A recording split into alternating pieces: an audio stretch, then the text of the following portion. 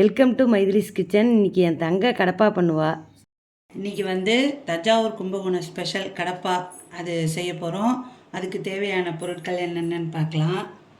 2 தக்காளி, 2 பெரிய வெங்காயம், 2 பச்சை மிளகா, 1 கப்பு பாசிப்பருப்பு, தேங்காய், முந்திரி பருப்பு, கசகசா, சோம்பு, பொட்டுக்கடலை, பூண்டு, 5 பல் பூண்டு, பச்சை மிளகா, இதெல்லாம் தாளிக்கிறதுக்கு 6 உருளைக்கிழங்கு. இப்போ பாசிப்பருப்பையும் உருளைக்கிழங்கையும் அலம்பிட்டு நல்லா வேக வைக்க போகிறேன். நான் போய் அலம்பிட்டு வரேன். இப்போ நான் அலம்பிட்டு வந்துட்டேன். ஒரு 1/4 ஸ்பூன் மஞ்சள் பொடி போட்டு வேக வச்சுன்னு வந்துடுறேன். இப்போ அடுப்பை பற்ற வச்சு குக்கரை வச்சாச்சு. அதில் இந்த பாசிப்பருப்பை வைக்க போகிறேன். மேலே உருளைக்கிழங்கையும் வேக வச்சுக்கிறேன்.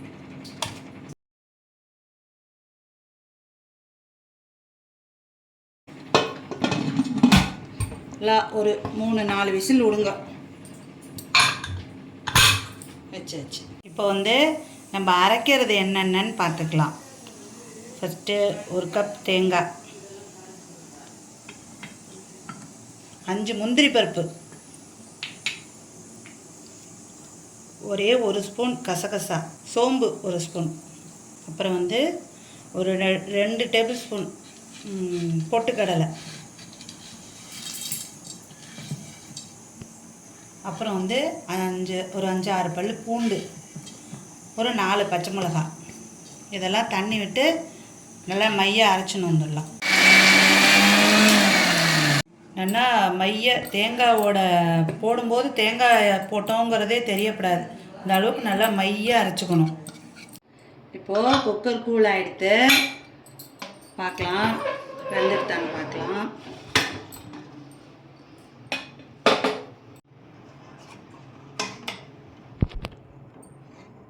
இப்போ பருப்பு நல்லா வெந்துடுத்து. பருப்பு எடுத்துக்கலாம். நல்லா வெந்து போச்சு. அதை நல்லா மசிச்சுக்கலாம். அப்போ தான் அதில் ஊற்றுறதுக்கு நல்லா தெரியாத மாதிரி நல்லா மசிச்சுடுங்க. அதுதான் நல்லாயிருக்கும். நல்லா மைய மசிச்சுட்டேன். இப்போ அடுப்பை பற்ற வைக்கிறேன். எண்ணெய் ஊற்றிக்கலாம். எண்ணெய் ஒரு 2-3 டேபிள் ஸ்பூன் ஊற்றிக்கிறேன். உங்களுக்கு தேவையானதை ஊற்றிக்கலாங்க. எண்ணெய் சூடானோடனே சோம்பு போட்டுக்கலாம். அடுத்தது பிரிஞ்சி இலை, 2 இலை போட்டிருக்கேன். பட்டை, அப்புறம் 2 ஏலக்காய், கிராம்பு, 4 கிராம்பு போட்டிருக்கேன். நல்லா வதக்கணும். இந்த கருவேப்பிலை போட்டுக்கலாம். 2 அப்புறமா வெங்காயம் நறுக்கி வச்சுருக்கோமா, நான் அந்த வெங்காயம் 2 வெங்காயம், பச்சை மிளகாய் 2 கீரி வச்சுருக்கேன். அது லேசாக வதங்கட்டும். நேரமாக வதங்கட்டும். நல்லா வாசனை வர மாதிரி. இந்த கடப்பாக்கு அப்போல்லாம் தக்காளி போட மாட்டா. இப்போல்லாம் தக்காளி போட்டு பண்ணுறேன். எங்கள் ஊரில் தஞ்சாவூரில் அப்போல்லாம் தக்காளி போட மாட்டேன். இப்போ தக்காளி போட்டு பண்ணுறதுனால நானும் தக்காளி போட்டு பண்ணுறேன். குழந்தைகளுக்கெல்லாம் இப்போல்லாம் தக்காளி போட்டால் தானே பிடிக்கிறது. அதனால் தக்காளி போட்டு பண்ணுறேன். இப்போ இந்த அளவுக்கு பார்த்திங்கன்னா போகிறோம். தக்காளியை போடுறேன். தக்காளியை நல்லா வதங்கட்டும்.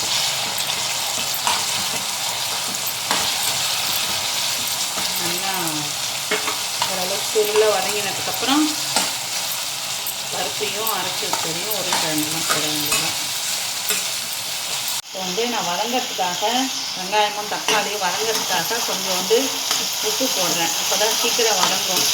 அதுக்காக தான் உப்பு கொஞ்சம் போடுறது. வச்ச உப்பு அப்புறமா எடுத்து சேர்த்துக்கலாம். இப்போ நல்லா வெங்காயம், தக்காளி, பச்சை மிளகாலாம் வதங்கிடுச்சு. இப்போ உருளைக்கிழங்க வேக வச்சு மசிச்சு வச்சுட்டுருக்கேன். கொஞ்சம் கொஞ்சமாக அதை போடுறேன். அதை போட்டு ஒரு பெரட்டிங்க. நான் பெரட்டிட்டு வேக வச்சு வச்சுருக்கோம்னா அந்த பருப்பு போடணும். நல்லா மசிச்சு வச்ச பருப்பை போடலாம்.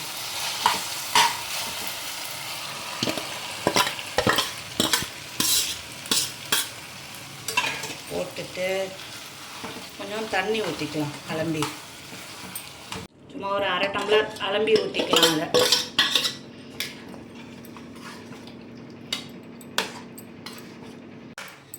நல்லா மசிச்சு விட்டதை பருப்பை இதில் கொட்டி நல்லா கலந்துக்கணும்.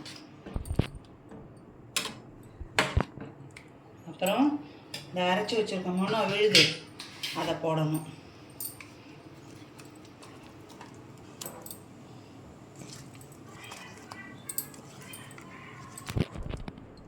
போட்டுட்டு இதுக்கு ஒரு 1/2 டம்ளர் தண்ணி ஊற்றி அலம்பி ஊற்றிக்கலாம். இப்போ வந்து அலம்பின மிக்ஸி ஜார் அலம்பின தண்ணியை இதில் ஊற்றிட்டேன். அவ்வளோதான். சொச்ச உப்பு கொஞ்சம் போடணும். இதில் போட்டால் முடிஞ்சு விட்டு. நான் வந்து கொஞ்சம் தண்ணி ஊற்றின்னு இருக்கேன். ரொம்ப கெட்டியாக இருந்தது, அதனால் இன்னொரு 1/2 டம்ளர் ஊற்றின்னு இருக்கேன். உங்களுக்கு கெட்டியாக தான் வேணும் அப்படின்னா நீங்கள் அப்படியே வச்சுக்கலாம், தண்ணி ஊற்ற வேண்டாம். நான் கொஞ்சம் நீர்க்க இருக்கணுங்கிறதுக்காக இட்லி தோசைக்கெலாம் அப்போ தான் நல்லாயிருக்கும். சப்பாத்திக்கு, இட்லிக்கு, தோசைக்கு எதுக்கு வேணாலும் தொட்டுக்கலாம். நல்லாயிருக்கும், சூப்பராக இருக்கும். இதில் இன்னும் உப்பு போடல, இன்னும் கொஞ்சம் உப்பு போட்டுடுறேன். நல்லா வதக்கும்போது கொஞ்சம் போட்டுட்டேன். இப்போ எல்லாம் கொட்டி கலந்ததுக்கப்புறம் கடைசியாக சொச்ச உப்பையும் போட்டுட்டேன். அதில் போட்டு கலந்தாச்சு. நல்லா ஒரு 5 நிமிஷத்துக்கு கொதிக்கட்டும். அப்போ தான் அந்த தேங்காவோட ஸ்மெல்லெல்லாம் போகும், நல்லாயிருக்கும். பச்சை வாசனையெல்லாம் போகிற வரைக்கும் ஒரு 5 நிமிஷம் கொதிச்சா கடப்பா ரெடி ஆகிடும். நல்லா கம்முன்னு வாசனை அடிக்கும். உங்களுக்கு கொதிக்கும் போதே தெரியும் கம்முன்னு வாசனை எங்களுக்கு அடிக்கிறது. அது மாதிரி நீங்கள் கொதிக்க விடும்போது உங்களுக்கு தெரியும் வாசனை. நல்லா கொதிக்கிறது. கொஞ்சோண்டு கருவேப்பிலை போட்டிருக்கேன். கடைசியாக கொத்தமல்லி போட்டுக்கலாம். நல்லா கொதிக்கட்டும். இப்போ வந்து கடப்பா ரெடி ஆகிடுது. மேலே கொத்தமல்லி தூவி ஆஃப் பண்ணிடுறேன். வேணுங்கிறவா இதில் வந்து லெமன் புழிஞ்சிக்கலாம். ஒரு 1/2 முடி லெமன் புழிஞ்சிக்கலாம். புளிப்பு வேணும் அப்படிங்கிறவா புழிஞ்சிக்கலாம். கடப்பா ரெடி ஆகிடுது. அடுப்பை ஆஃப் பண்ணிடுறேன்.